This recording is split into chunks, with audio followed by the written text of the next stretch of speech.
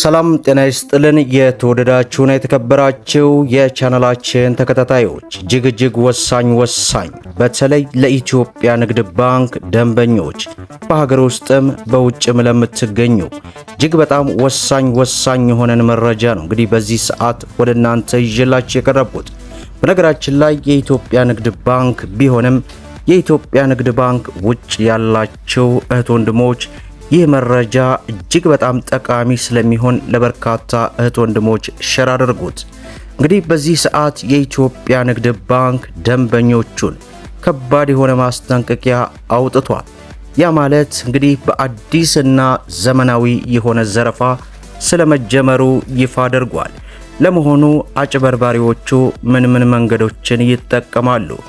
ለመሆኑ ከዚህ አዲሱ አሰራር የዘረፋ ስልት በምን መንገድ ነው የምናመልጠው የሚለውን የኢትዮጵያ ንግድ ባንክ በዚህ ሰዓት ያወጣውን የማስጠንቀቂያ መረጃ በዝርዝር ወደ እናንተ የምናደርስ ይሆናል። እንዲሁም ከኢንሹራንስ ጋር በተያያዘም አዲስ መረጃ ተሰምቷል። የሁለቱን ዝርዝር መረጃዎች አጠር አድርጌ ወደ እናንተ አደርሳለሁ። እናንተ ቪዲዮውን ላይክ እያደረጋችሁ በተለይ ይህ መረጃ ለበርካታ እህት ወንድሞች ስለሚጠቅም ሼር እያደረጋችሁ እስከ መጨረሻው ድረስ ተከታተሉ። እንግዲህ ክቡራን ተመልካቾቼ በበርካታ ጊዜያት ይመስለኛል ከዓመታት በላይ የኢትዮጵያ ንግድ ባንክን በተመለከተ እጅግ በርካታ በሚሊዮን የሚቆጠሩ እህት ወንድሞች በየዕለቱ ገንዘባቸውን እያጡና እየተጭበረበሩ ባሉበት ሰዓት ብዙ ቪዲዮዎችን እናንተን ለማስጠንቀቅ መረጃዎችን ሳደርስ ቆይቻለሁ። በዛሬው ዕለት እንግዲህ የኢትዮጵያ ንግድ ባንክ ከፍተኛ ጥንቃቄ እንድታደርጉ ያወጣው መረጃም ከዚህ በፊት ያልነበረ አዲስ አሰራር ማለትም አዲስ የስርቆትን ዘዴ ተጠቅመው እጅግ በርካታ እህት ወንድሞችን እያስለቀሱ ስለሆነ ከፍተኛ ጥንቃቄ እንድታደርጉ ለማለት ነው። ከዛ በፊት መጪውን አዲስ ዓመት ምክንያት በማድረግ የኢትዮጵያ ንግድ ባንክ እንግዲህ ከዕለታዊ የምንዛሪ ዋጋ ተመኑ ላይ የ10 ብር ጭማሪ በማድረግ ወደ ሀገር ቤት ገንዘብ የምትልኩ ከየትኛውም ዓለም ጫፍ እስከ ጫፍ ሆናችሁ በኢትዮጵያ ንግድ ባንክ ገንዘባችሁን የምትልኩ ማለት ነው ካለው የምንዛሪ ዋጋ ተመን ላይ የ10 ብር ጭማሪ ይኖረዋል። ያ ማለት የኢትዮጵያ ንግድ ባንክ በዛሬው ዕለት አንድ የአሜሪካ ዶላርን ወደ 154 ብር አካባቢ እየገዛ ያለ ሲሆን ይህም 10 ብር ሲጨመር ወደ 166 ብር አካባቢ ይደርሳል። ይህንን መረጃ ከግንዛቤ ውስጥ አድርጋችሁ በንግድ ባንክ መላክ ትችላላችሁ። እንግዲህ የኢትዮጵያ ንግድ ባንክ በዚህ ሰዓት ከባድ የሆነ ማስጠንቀቂያ ያወጣው የኢትዮጵያ ንግድ ባንክ ሐሰተኛ ድረገጽ ለማጭበርበር ተግባር በአዲስ አሰራርና በአዲስ ስርቆት ዘዴ እየዋለና በርካቶች እየተጭበረበሩ ስለሚገኙ ከፍተኛ ጥንቃቄ እንድታደርጉ ሲል በዚህ ሰዓት ይፋ አድርጓል። አጭበርባሪዎቹ ሐሰተኛ የሆነ ድረገጽን በመፍጠር እንደ ቴሌግራም፣ ዋትስአፕ የመሳሰሉ ገጾች ላይ እያሰራጩና ከታች በምስል እንደሚታየው የሲቢኢ ብር መተግበሪያን አስመስለው ሐሰተኛ ድረገጽ በመክፈት እንደ ስልክ ቁጥር የይለፍ ቃል ለማረጋገጫነት የሚላከውን የአንድ ጊዜ የይለፍ ቃል OTP የመሳሰሉ የደንበኞችን ሚስጥራዊ መረጃ በመተንፈስ ጥቃት በማድረስ እጅግ በርካታ እህት ወንድሞቻችን ለከፋ ጉዳት ደርሰዋል ይላል።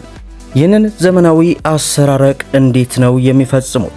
ደንበኞችን በማህበራዊ ገጽ ሼር እየተደረጉ ሊንኮችን ሲከፍቱ ወደ ሐሰተኛ የሲቢኢ ብር ድረገጽ በማሻገር የስልክ ቁጥር እንዲያነቡ ይጠይቃሉ።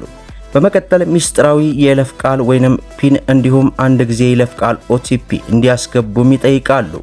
ጥቃቱ የሚጀምረው የስልክ ቁጥርና የይለፍ ቃሉን ሲያስገቡ ጥቃት አድራሾች በትክክለኛ ሲቢኢ ብር መተግበሪያ ላይ እርስዎ ያስገቡትን ወዲያውኑ በመተንፈስ ትክክለኛ የአንድ ጊዜ የይለፍ ቃል በስልክ በማስላክም ይጠባበቃሉ።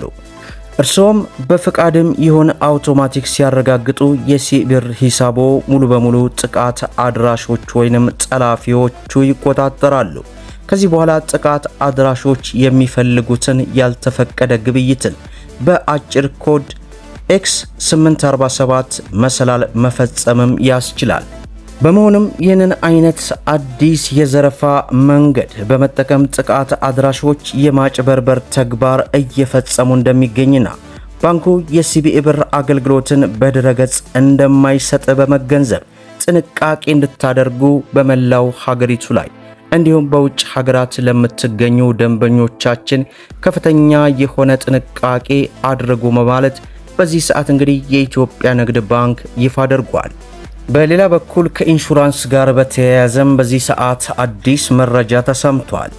ከዚህ በፊት በተለያዩ የአፍሪካ ሀገራት ከውጭ በሚገባ ሀብት ላይ የተመሰረተ የአደጋ ቅነሳና ምላሽ ስራዎች ያከናውኑ እንደነበር የተገለጸ ሲሆን ከግሉ ዘርፍ ከባንክ ጋር በመሆን አደጋ በሚያጋጥምበት ጊዜ በሚሰበሰብ ሀብት ህዝብ እንዳይጎዳ ለማድረግ የአደጋ ጊዜ ኢንሹራንስ አሰራርን ተግባራዊ ማድረግ ከሁሉም የሚጠበቅ እንደሆነ ተገለጸ። ከውጭ በሚመጡ ሀብትና ዕውቀት ላይ ብቻ ለመመስረት መሞከር አዳጋች በመሆኑ በራስ አቅም ከወዲሁ መፍትሄዎችን መፈለግ ላይ ማተኮር እንደሚያስፈልግ ተጠቆመ። የአደጋ ስጋት አቅምን ዘላቂና የአስተሳሰብ ለውጥ ማድረግ እንደሚያስፈልግ በዚህ ረገድ በአፍሪካ ህብረት ስር የሚገኘውን የአፍሪካ አደጋ ስጋት አቅም ተቋም በአባል አገር ቅርንጫፍ መክፈት የሚያስፈልገውን ቁመናና አስተማማኝ የፋይናንስ አቅም እንዲኖር ማድረግ እንደሚያስፈልግ፣ በዚህም አባል አገራቱ እስከ መዋጮ የሚያደርስ ሚና ሊኖረው እንደሚገባም ተሳስቧል። አፍሪካ ትልቅና የአየር ንብረት ለውጥ መዘዝ ከሚጠበቀው በላይ ጫና እያደረሰባት የሚገኝ አህጉር ስትሆን የሚፈጠረውን ችግር ሊመክት የሚችልና የአገሮችን አቅም ሊገነባ የሚችል ተቋም መገንባት እንደሚያስፈልግና ጉባኤውን በዚህ ጉዳይ ላይ እንደሚመክር ተገልጿል። በጉባኤው የ39 አባል ሀገራት በአፍሪካ ፖሊሲ አውጪዎች፣ የልማት አጋሮችና ሌሎች ባለድርሻ አካላት በአጠቃላይ 300 ያህል ተሳታፊዎች እንደሚገኙ ተናግረዋል።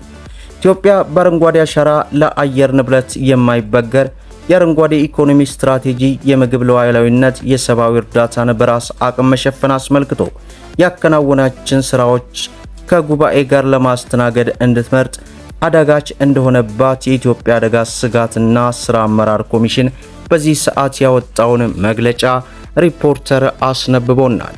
ለዕለቱ ያስኩላቸው እጅግ በጣም ወሳኝ የሆኑ ሁለት መረጃዎችን በተለይ የኢትዮጵያ ንግድ ባንክ በዚህ ሰዓት በዚህ ደቂቃ ያወጣውን መግለጫ በተመለከተ ለበርካታ እህት ወንድሞች ሸርሸር እያደረጋቸው፣ ምክንያቱም እጅግ በርካቶች በዚህ አዲስ አሰራረቅ ዘይቤ ውስጥ ገብተው ገንዘባቸውን እየተበሉ ስለሆነ ለእህት ወንድሞቻችን ሸር በማድረግ እንተባበር እያልኩኝ ቪዲዮን ላይክ ቻናሉ ደግሞ ሰብስክራይብ በማድረግ በየዕለቱ የሚለቀቀው መረጃም እንዲደርሳችሁ የኖቲፊኬሽን ማብራታችሁን አትዘንጉ እያልኩ ለዛሬ ያስኩላችሁ መረጃዬን ይመስላል። እስከ ፍጻሜው ድረስ አብራችሁን ስለቆያችሁ ልባዊ ምስጋናችን እየሰጠን በሌላ ቪዲዮ እስከምንገናኝ ወሰላሙ አለይኩም ወራህመቱላሂ ወበረካቱ።